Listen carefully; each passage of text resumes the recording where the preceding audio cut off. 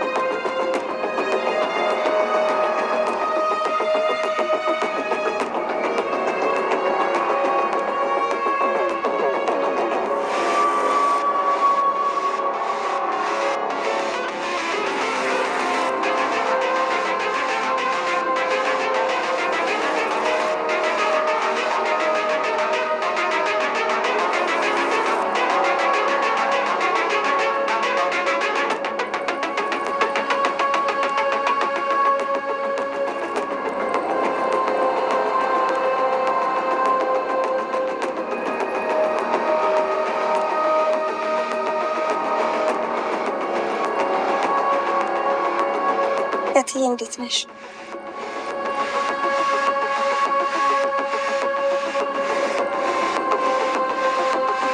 እትዬ ደህና ነሽ? ምን ነው እትዬ? ልጁስ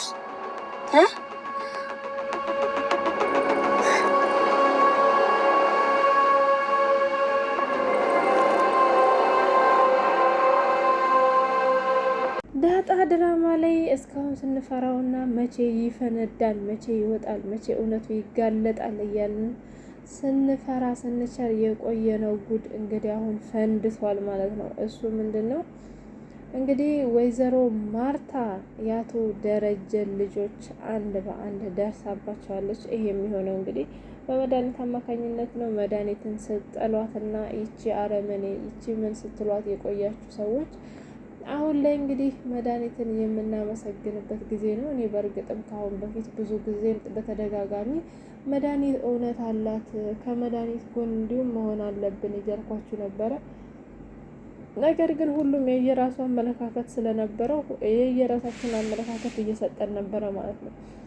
መድኃኒት ያን ሁሉ መከራ እዛ ቤት ውስጥ ስታመጣ የከረመችው የማርታ ትዳር አስቀንቷት ወይንም ደግሞ ማርታን ከትዳሯ ለማፈናቀል ፈልጋ ሳይሆን ቤት ውስጥ እየተደረገ ያለውን ሴራ አንድ ባንድ ስላወቀችባትና በእህቷ ላይ ላውም ደግሞ ከሰራተኛ 2 ልጅ እንደወለደ ስታቅ በጣም ስለተሰማትና እህቷ ደግሞ ምንም አይነት ጥርጣሬ እንዳሌላት ባሏን ከስሟ በላይ እንደምታውቀው እንደምታምነው ስትነግራት በጣም ስለተናደደች እና የእህቷን ነገር ማውጣት ስለፈለገች ነበር ያ ሁሉ መስዋዕትነት ራቁቷን እስከ መቀረጽ በጣም ብዙ ነገር ሲደርስባት የነበረችው ማለት ነው።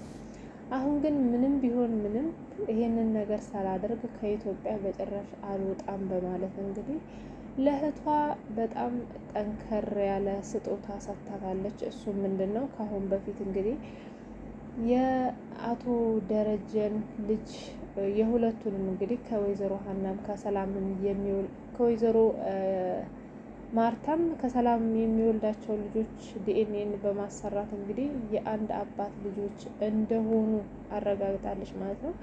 ይሄንንም እንግዲህ ለወይዘሮ ማርታ እንደሰጠቻት ሁላችንም እናውቃለን። ወይዘሮ ማርታ አቶ ደረጀን ምን ትለዋለች የሚለው ነገር ነበር ያሳሰበን። ወይዘሮ ማርታ እንግዲህ ደረጀን እንዳየችው ደረጀ ይሄን ነገር ታደርጋለህ ብዬ አላስብም፣ ነገር ግን አላደረከውም ከሆነ እኔ ጎንበስ ብዬ ተንበርክኬ ይቅርታ ጠይቃለሁ። ነገር ግን አሁን ላይ ላይህም ልሰማህም ስላንተ ለማሰብም ፍላጎት የለኝም። ግን ይሄንን ነገር ማድረግ የምፈልገው ራሴ በራሴ እጅ ነው። እውነት አድርገዋል። አሁን ግን መኝታዬ እንድትጋራኝ አልፈልግም። አይንህን ማየት አልፈልግም። ካንተ ጋር ማውራት አልፈልግም። ላደርግ የፈለኩትን ነገር ላደርግ ስል በመንገዴ ከገባህ ወዮልህ በማለት እንግዲህ በጣም የሚያስደነግጥ ማስጠንቀቂያ አቅርባለታለች ማለት ነው። እንግዲህ አቶ ደረጀም ያደረገው ነገር በጣም ከባድ ነው። በእርግጥ ያው መጀመሪያ ሰክሮ ነው። ሁለተኛ ላይ ደግሞ እንግዲህ ሰላም ናት የተበቀለችው እንዳያችሁት ማለት ነው። እንግዲህ ይህንን ነገር እሱም አስቦበት ስላላደረገው ወጥቶ በጣም እያለቀሰ ነበረ። አባታቸው በጣም ጠንካራና ጀግና እንደሆነ የሚያውቁት አቤጌል እና ዳጣም እንግዲህ በአባታቸው መሰበር በጣም አዝነው ሁለቱም ሲያለቅሱ ተመልክተናል። እንዲሁም ናታን ይሄ ነገር በጣም እያስፈራኝ ነው እያለ በጣም ሲጨነቅ ተመልክተናል ማለት ነው። እንግዲህ ወይዘሮ ማርታ ሰላም ጋር ለመሄድ ፈልጋ እንግዲህ ወደ ሰላም ጋር ሄዳለሁ በማለት ወደ ናታን ደውላለት ነበረ። ናታንም እንግዲህ የተለያዩ ሰበቦች ወደ ሰላም ጋር እንዳትሄድ የሚያደርግ እንግዲህ አንዴ መኪና የለም፣ አንዴ ግቢ ቀጠሮ አለኝ በማለት በጣም የተለያየ ምክንያት ቢያቀርብላትም ግን ማርታ ችግር የለውም አንተ እኔን ይዘህ ለመሄድ ስላልፈለክ ነው እኔ በታክሲ ሄዳለሁ በማለት ስትለው እንግዲህ ናታንም ችግር የለውም እናቴ እኔ ይዤሽ እሄዳለሁ ብሎ እንግዲህ ይዟት ሄዷል ማለት ነው። በሁኔታው እንግዲህ ዳጣም ሆነ አቤጌል በጣም ተጨንቀዋል ማለት ነው። አቤጌልም በተደጋጋሚ ጊዜ ምን ማድረግ እንዳለባት ራሱ ሳታቅ በጣም ተጨንቃ እንግዲህ ከፍቅረኛዋ ጋር ወጥታለች ማለት ነው። ምክንያቱም በጣም ስለደበራት እስቲ ምናልባት ከቤት ስወጣ ትንሽ ከለቀቀኝ ማለት በማለት ፍቅረኛዋን ይዛ ወደ ውጭ ወጥታለች ማለት ነው። ዳጣም ወደ ሰላም በመደወል ሰላም ይኸውልሽ አሁን የምልሽን ነገር አዳምጪ፣ እትዬ ወደ አንቺ ጋር እየመጣች ነው፣ እንዳታገኘት ሁሉንም ነገር አውቃለች፣ መድኃኒት ነግራታለች፣ የህፃኑንም ደግሞ ዲኤንኤን እንዳሰራች ታውቂያለሽ፣ እሱን ነግራታለች፣ ስለዚህ እንዳታገኝሽ ስላታለች። አይ ዳጣ እሱን ማድረግ አልችልም፣ እትዬ ከመጣች አገኛታለሁ። ለምንድን ነው የምታገኛት? ሰላም ለምን ስነ ስርዓት አይኖርሽም? ለምን እንደዚህ ታደርጊያለሽ? አንቺ የእነሱን ትዳር አፍረሰሽ ከጋሼ ጋር ከአባዬ ጋር የመኖር ፍላጎት ነው አይደል ያለሽ? ይኸውልሽ ዳጣ 21 ዓመት ዋጋ የከፈልኩብሽ ልጄ ነሽ። እንደዚህ እንድትናገሪኝ አልፈልግም። በስነ ስርዓት አናግሪ። በዛ ላይ ደግሞ እኔ ደረጀን አግብቶ የመኖር ሀሳብ የለኝም። እሱም ደግሞ ይሄንን ከሚያደርግ ቢሞት ይመርጣል። መቼም ይሄንን ነገር አያደርገውም። ይኸውልሽ ምን እንደተፈጠረ ሁሉንም ነገር ነግሬሻለሁ። ደግሞ እናትሽ ነኝ፣ በስነ ስርዓት አዋሪኝ እሺ በማለት ሰላም እንግዲህ ዳጣ ላይ ጆሮዋ ላይ ስልክ ዘግታባታለች ማለት ነው። ዳጣም እንዴት ሰላም ስልክ ትዘጋብኛለች? እውነትም ይሄን ያህል አስከፍቻታለሁ እንዴ? በማለት እንግዲህ ወደ ራሷ ትመልሳለች ማለት ነው። ናታንም ቀጥታ ይዟት ሄዷል ማለት ነው። ይዟት ከሄደ በኋላ ግን ቀጥታ መኪናውን በማቆም ወደ አቶ ደረጀ ነበር የደወለው ማለት ነው። እባክህን አባዬ እማዬ ወደ ሰላም ጋር ይዘኝ ሂድ ብላ ሄደናል፣ ሰላም ጋር ደውልና እንዳይገናኙ አድርግ በማለት ለአቶ ደረጀ ሲነግረው ይህንን ማድረግ አልችልም፣ አሁን ሁሉንም ነገር ስላወቀች ሁሉንም ነገር መጠየቅና መረዳት ይኖርባታል። ከዚህ በኋላ ምንም የማስቆመው ነገር የለም። ከዚህ በኋላ ሞትም ቢሆን ከዚህ በላይ አያሳምመኝም። ከዚህ በላይ አልሞትም።